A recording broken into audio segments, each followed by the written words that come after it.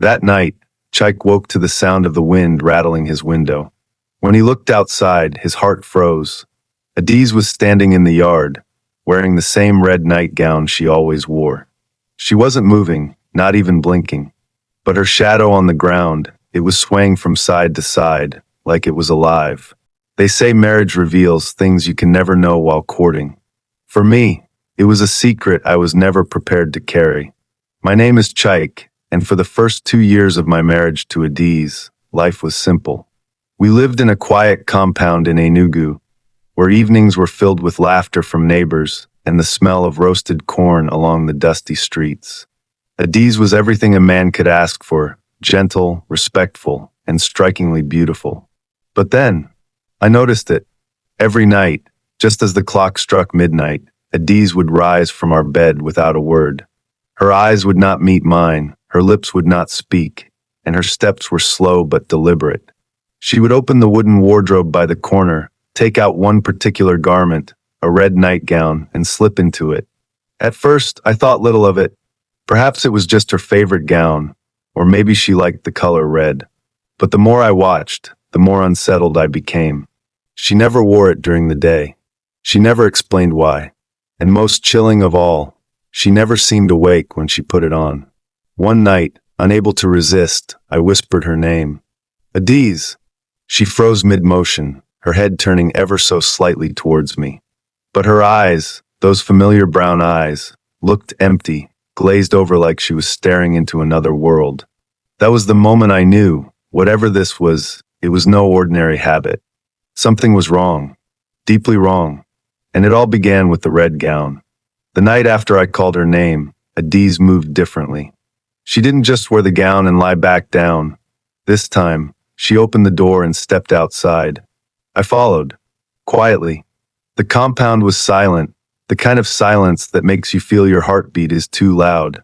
The neighbors' lights were out, and the harmattan breeze carried the faint sound of dogs barking far away. Adaeze walked barefoot across the cold ground, her red gown glowing under the dim moonlight. She didn't flinch at the stones beneath her feet or the chill in the air. Then she stopped by the old mango tree near the gate. Slowly, she raised her hands, palms facing the sky, and began to hum. It was not a song I recognized. It was old, heavy, like something sung by ancestors long gone. The hairs on my skin stood up as the sound grew sharper, piercing, almost like a cry. Suddenly, the leaves of the mango tree rustled violently, though no wind was blowing. Adaeze, I whispered again, my throat dry. Her humming stopped. She turned around, but this time, her eyes were not glazed. They were black, deep, endless black, as if something else was looking at me through her face. She tilted her head, and in a voice that was not hers, she said, "You should not be awake." My knees weakened. My chest tightened. I wanted to shout, but no sound came out. And then she smiled. That smile did not belong to Adaeze. It was stretched too wide, too sharp, as if her face was only borrowing the expression. My heart pounded, but my legs refused to run. She stepped closer, her bare feet silent on the dusty ground. The red gown brushed against her ankles like it had a life of its own, swaying even though the air was still. "You watched too much," the voice said, though her lips barely moved. I swallowed hard, finally finding my voice. "Adaeze, it's me. It's your husband. What is happening to you?" For a moment, I thought she would answer. Her eyes flickered, like two candles fighting the wind. But then, she turned back to the mango tree and whispered something I could not understand. The ground trembled. Just a little, but enough to make dust rise at her feet. I wanted to grab her, to shake her awake, but something stronger than fear held me still.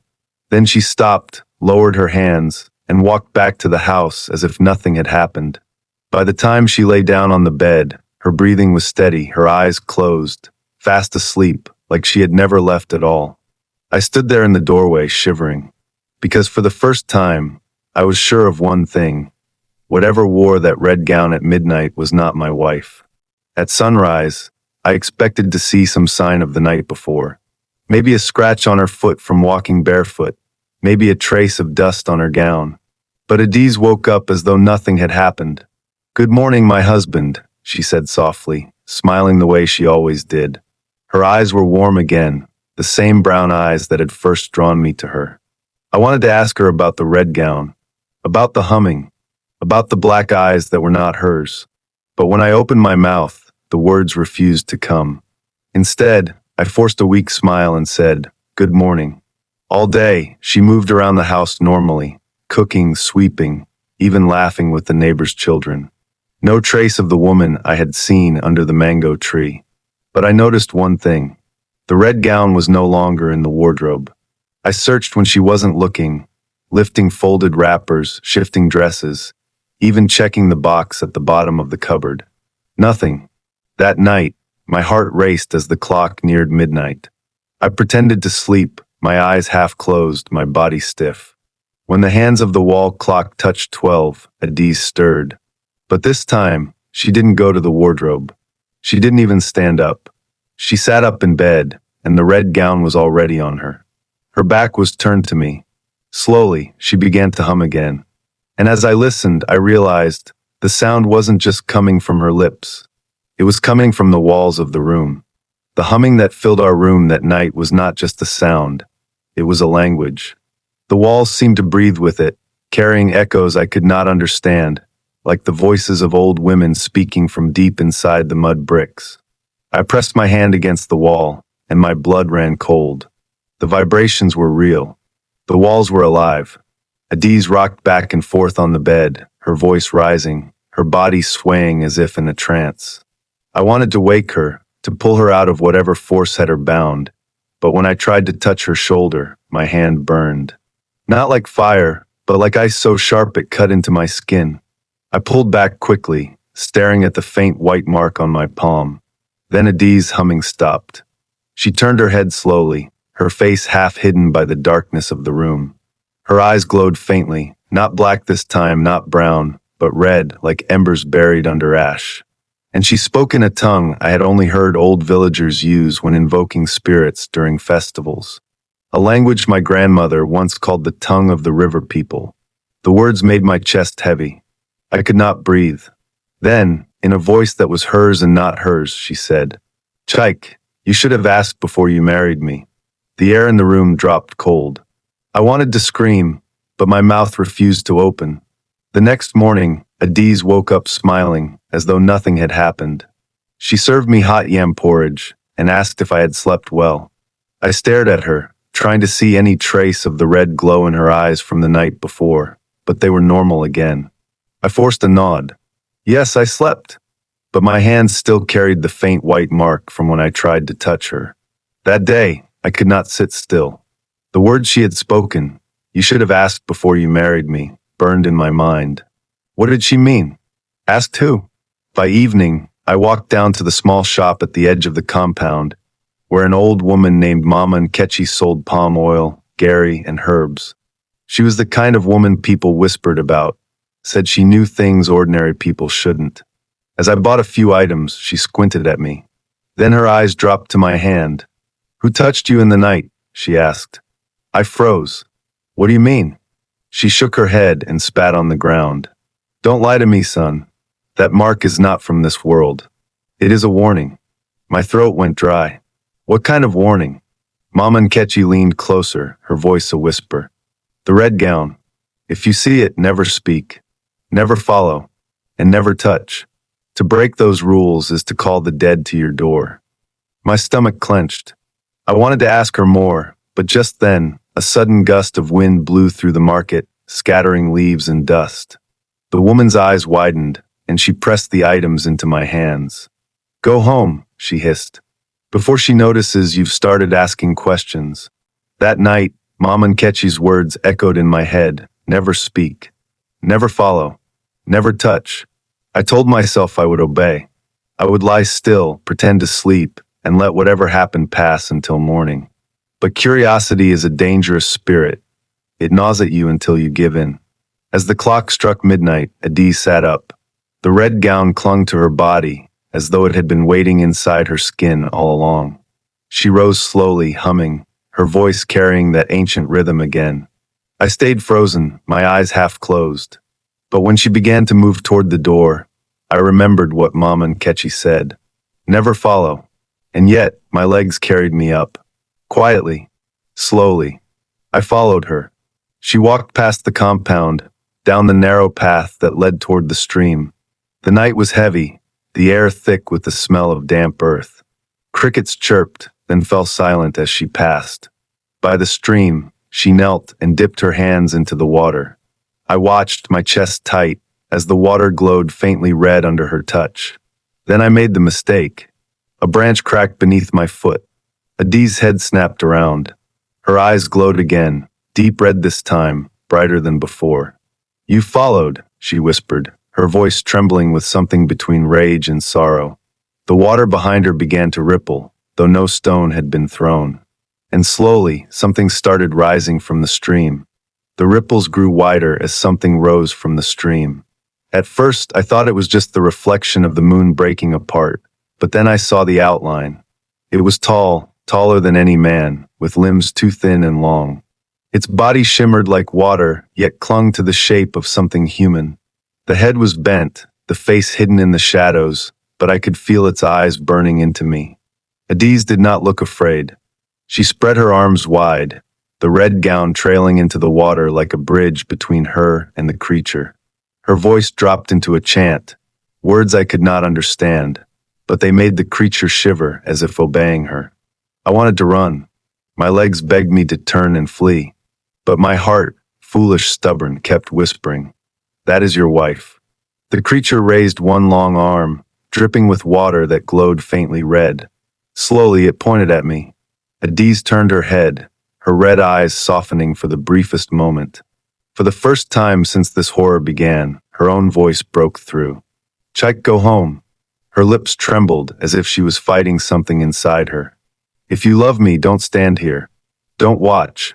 But I couldn't move, because just then, the creature leaned closer, and in a gurgling, watery voice, it spoke my name. When the thing in the water called my name, my blood turned cold. The sound was broken, like water bubbling in a clay pot, but it was clear enough. It knew me. Adaeze's body stiffened. She shook her head violently, pressing her palms over her ears as though trying to block out the sound. "No, not him," she whispered. "Leave him." The spirit tilted its head, water dripping like blood from its face. Then, with a slow, deliberate motion, it began to crawl onto the bank. Its body did not make a splash, did not disturb the water as it rose, like the stream itself was holding it up. I staggered back, my heart pounding, but my feet refused to run. The creature reached Adaeze first, resting its long, dripping hand on her shoulder. Her body trembled, and the red glow in her eyes burned brighter. She turned toward me, and her lips moved, but the words that came out were not hers. "Chike," the watery voice echoed through her mouth. "You were not invited." I wanted to shout, to beg for my wife back, but my voice was trapped in my throat. The creature raised its other arm, pointing at me again. Adaeze shuddered, then screamed.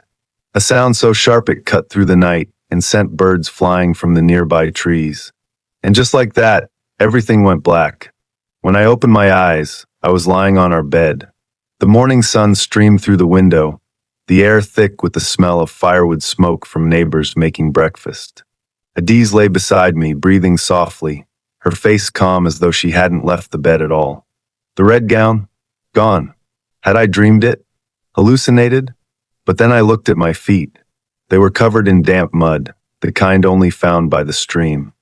That evening, I tried to convince myself not to think about the stream, not to think about the red gown, not to think about the watery hand resting on my wife's shoulder. But fear has a way of making silence louder. When the clock crept toward midnight, I lay in bed, my body stiff, waiting. This time, I told myself I would not follow. No matter what happened, I would stay put. But before the clock even struck 12, I heard it, footsteps. Soft, wet footsteps, like bare feet pressing into mud. I sat up slowly. Adaeze was still asleep beside me, but the sound was coming from inside the room. My eyes darted to the corner, and my blood froze. There were footprints forming on the floor, wet, glistening, each one appearing one after another, though no one was there to make them. The footprints stopped beside the wardrobe. The doors creaked open by themselves, and the red gown slipped out, floating in the air as if an invisible body was wearing it.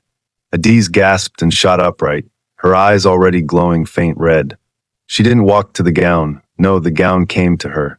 It wrapped around her shoulders like an eager lover, sliding down until it clung to her skin. Her head turned toward me. This time she didn't smile. She whispered, "You are not supposed to be here when it comes." My chest tightened. "When what comes?" I croaked. She didn't answer. Because just then, the wet footsteps started again. This time they were coming closer to me. The wet footsteps stopped right in front of me. I could see the damp marks glistening on the floorboards, inches from where I sat. My chest heaved, every breath sharp as a blade. Then the air grew heavy, thick with the smell of rotten leaves and river mud. My lamp flickered once, then died, plunging the room into darkness. In that silence, I heard it breathe. Slow, deep, a sound like water gurgling inside a hollow calabash. "Adaeze," I whispered, my voice trembling. She sat on the bed, her eyes glowing red, the gown clinging to her like a second skin. But she didn't move. She didn't speak. She only stared into the dark corner beside me. That's when I saw it. A figure bending low through the doorway, its body dripping with water that never touched the floor. Its head brushed the ceiling, its limbs twisted and too long for a man. Where its face should have been, there was only rippling water, shifting and breaking like a restless stream. It leaned toward me, and though it had no mouth, I felt its words crawl into my ears. "Why are you watching?" My heart nearly stopped. I tried to scream, but no sound came. My body refused to move, as if the air itself had locked me in place. Then the thing turned its head toward Adaeze. She lowered her gaze like a child being scolded. The creature's watery hand reached out. Not for her this time, but for me. I shut my eyes, waiting for death. But instead, a violent hiss filled the room, and when I opened them, the thing was gone. The floor was dry. The lamp flickered back to life. Adaeze collapsed on the bed, unconscious, the red gown gone. But on my chest, there was a wet handprint, glowing faintly red against my skin. I did not sleep. I could not. I sat by the wall, clutching the small wooden cross my late mother had left me, staring at Adaeze as she lay unconscious on the bed. Her breathing was steady, her face calm, yet my chest burned where that wet handprint still glowed faintly. Midnight came like a thief. Adaeze's eyes snapped open. No slow stirring this time, no gentle humming. They blazed red immediately, as though she had been waiting for the clock to strike. Her body rose from the bed, literally rose. She floated a few inches above the mattress, the red gown blooming across her skin like spilled blood spreading through cloth. I pressed my back against the wall, my lips trembling with silent prayers. Then I heard it. Whispers. At first soft, like the rustle of leaves. Then louder, clearer, many voices speaking at once, all around the room. They spoke in that same ancient tongue, the one my grandmother had called the tongue of the river people. Adaeze's mouth moved with them, chanting in unison, her arms stretched toward the ceiling. And then the walls began to sweat. Drops of water trickled down the plaster, running like tears. The air grew damp, heavy, suffocating. I gasped for breath, my lungs filling with the smell of the stream. "Chike," the whispers hissed together. I clutched the cross tighter, pressing it to my chest. My heart hammered so loud I thought it would burst. The lamp sputtered, then died. Total darkness. Only Adaeze's glowing red eyes floated in the void. Then, from the darkness, 100 voices whispered at once. "You cannot save her.